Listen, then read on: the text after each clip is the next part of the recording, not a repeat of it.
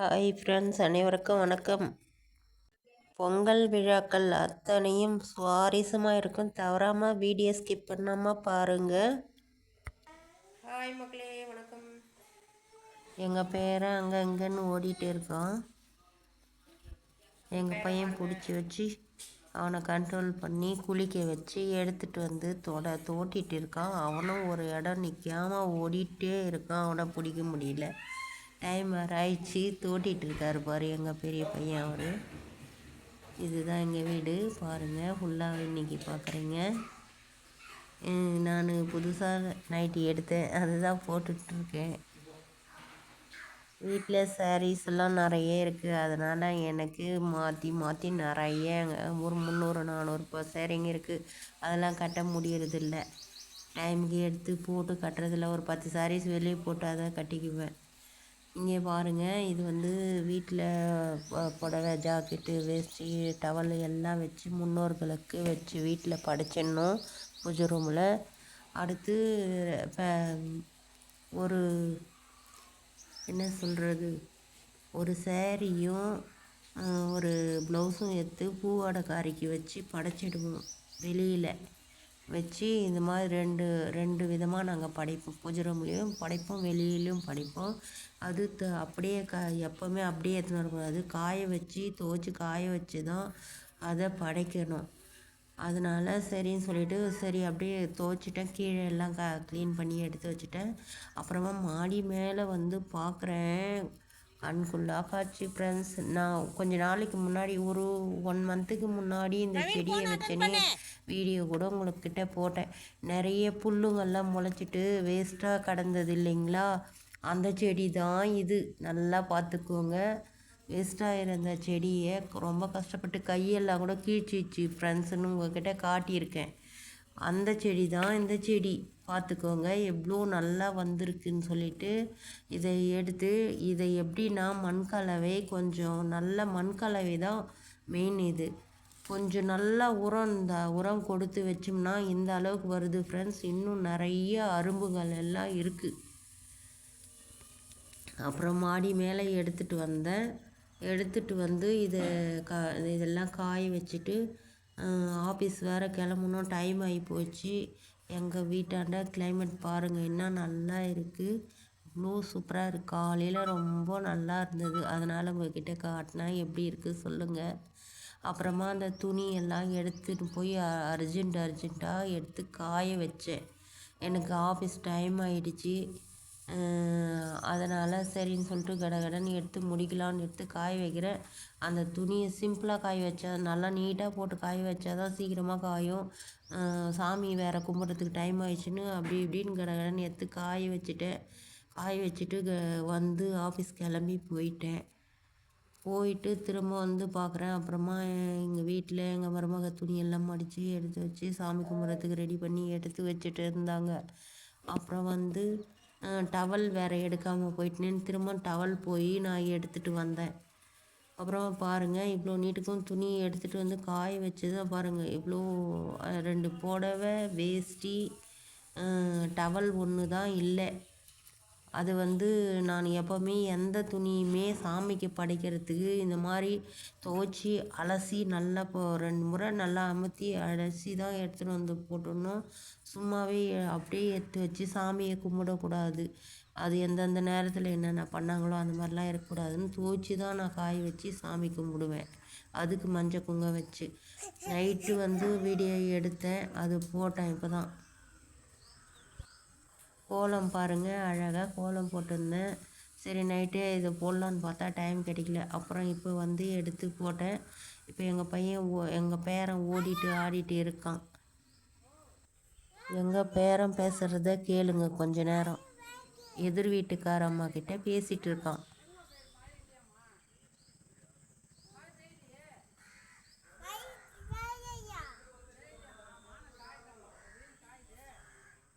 Hi சொல்லு, அந்த ஆயாக்கா hi சொல்லு.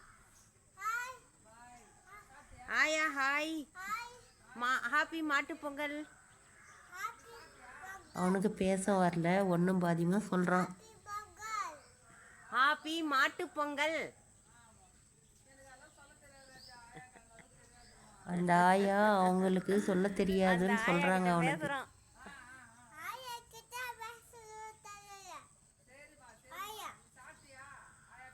சாப்பிட்டேன் ஆயான்னு.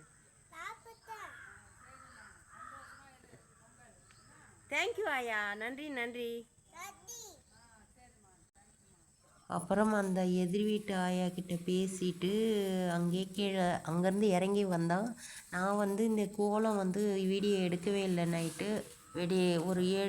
ஒரு 11 மணிக்கு ஆச்சு. காலையில் வீடியோ எடுத்துக்கலான்னு வந்துட்டேன். அது வீடியோ கீழே குனிஞ்சு செடிக்கு கீழே பதுங்கி எடுத்தேன். ரொம்ப கீழே குனிஞ்சு எடுத்தால் தான் வீடியோ வரும்னு எடுத்தேன். அவனும் வந்து அந்த செடியில் உக்காந்துக்கிறான். அந்த ஆயா இருக்கிறாங்களான்னு போய் பார்க்குறான். திருப்பி என்னையும் நானும் வந்து இதே இடத்துல உட்காந்துக்கிறேன்னு வந்து உட்காந்துக்கிறான். வீடியோ எடுக்கிறதுக்கு வாட்டம் இல்லைன்னு நான் உட்காந்தா நீயும் வந்து அங்கேயே உட்காந்துக்கோ அப்படின்னு சொல்கிறான். வந்து உட்காந்து வீடியோ எடு. வானாடி, அவ்வளோதான் போதும். அப்புறமா அவ்வளோதான் போதும்னு சொல்லிட்டு போயிட்டான். அப்புறம் இது நம்ம தோட்டத்து பூசணிக்காய் 2 பூசணிக்காய் வந்தது. அது ஒரு பூசணிக்காவை எடுத்து யூஸ் பண்ணிட்டேன். இன்னொரு பூசணிக்காய் வச்சுருக்கேன். இப்போ தேவைக்கு இப்போ அமாவாசைலாம் வருது இல்லையா, அதுக்கு போட்டுக்கலான்னு எடுத்து வச்சுட்டேன். திருப்பி அது மறுபடியும் மாடிக்கு வந்து அந்த துணிங்க என்ன காஞ்சிருக்கா என்ன ஏதுன்னு பார்க்கலான்னு வந்தேன். சரி, தேவைக்கு மட்டும் ஒரு பூ நல்லா பூத்ததை பறிச்சிக்கலாம் அப்படின்னு சொல்லிட்டு இந்த பூ மட்டும் ஒரே ஒரு நாள் மட்டும்தான் தாங்கும். அதனால் ஒரு ரோஸ் மட்டும் எங்கள் மருமகளுக்கு பறிச்சிக்கலான்ட்டு எடுத்து வச்சு பறிச்சுக்கிட்டேன். அப்புறம் பறிச்சுக்கிட்டு சரி இது ஷார்ட்ஸில் போடலான்னு சொல்லிட்டு இன்னொரு முறை அப்படியே ஷூட் பண்ணிட்டேன். திடீர்னு அது ஒரே நாளைக்கு தான் நிற்குமே. 7 ரோஸ்னால் 2 நாளைக்கு கூட நிற்கும். இது அவ்வளோ சீக்கிரம் நிற்காது, உடனே போயிடும். அதனால் அதையும் ஒரு வீடியோ எடுத்துக்கினேன். கத்திரிக்காய் வந்து பார்த்தா நல்லா எல்லா செடியிலையும் கத்திரிக்காய் நிறைய இடத்துல இருந்தது. மிளகாவும் நிறைய இருந்தது. அறுவடை போட்டு 20 நாளுக்கு மேலே ஆயிடுச்சு. இது எல்லாம் மிளகா தான்.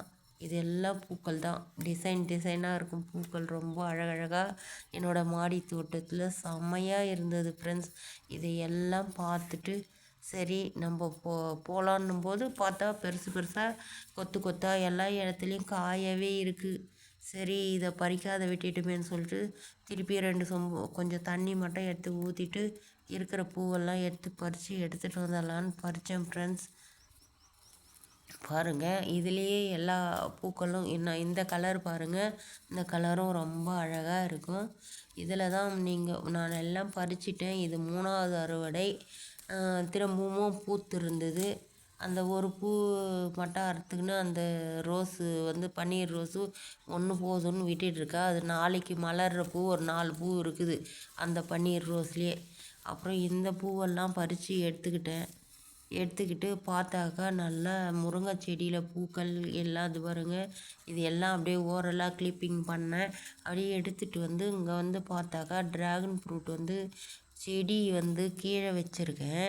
அதுக்கு படர்றதுக்கு இடம் இல்லாமல் இருந்து இந்த இதுலேயே படர்ந்துக்கின்னு இருக்குது பாருங்கள். ஒட்டிக்கின்னு இருக்குது பாருங்கள். செவுத்துலேயே ஒட்டின்னு இருக்குது வேர். அது ஒரு இடமும் வேர். ட்ராகன் ஃப்ரூட்டு அவ்வளோ நல்லா வேர் போதும்.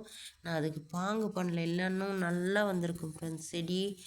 அது 2 இடத்துல 3 இடத்துல மாற்றி வச்சு அந்த செடி அப்படி போயிடுச்சு. திரும்பவும் மாடி மேலே வந்து பார்த்துட்டு இது 2வது முறையாக வந்து பார்த்தது. செடி கொஞ்சம் தான் இது ஆகுது, அப்படியே இன்னும் காயலை. அதனால் இன்னொரு முறை அதை எல்லாம் திருப்பி கொடுத்து எடுத்து போட்டுட்டு வந்துட்டேன். ஏன்னா வானம் மூடிக்கினே இருந்ததா, அதனால வெயில் காயலை, துணி வேற வச்சு படைக்கணுமேன்னு சொல்லிட்டு எடுத்துகிட்டு வந்துட்டேன். அப்போ கூட திருப்பி தான் போட்டு வந்தேன். நான் எடுத்துகிட்டு கூட வரவே இல்லை. சரின்னு சொல்லிட்டு வந்து பார்த்துட்டு டைம் ஆயிடுச்சு. இனிமேல் இந்த வீடியோ எடுத்துன்னு வேலை ஆகாதுன்னு சொல்லிட்டு கிளம்பிட்டேன். இந்த மாதம் ஃபுல்லாக ஏற்றின விளக்கு. வீடியோ பிடிச்சா லைக் பண்ணுங்கள், ஷேர் பண்ணுங்கள், கமெண்ட் பண்ணுங்கள்.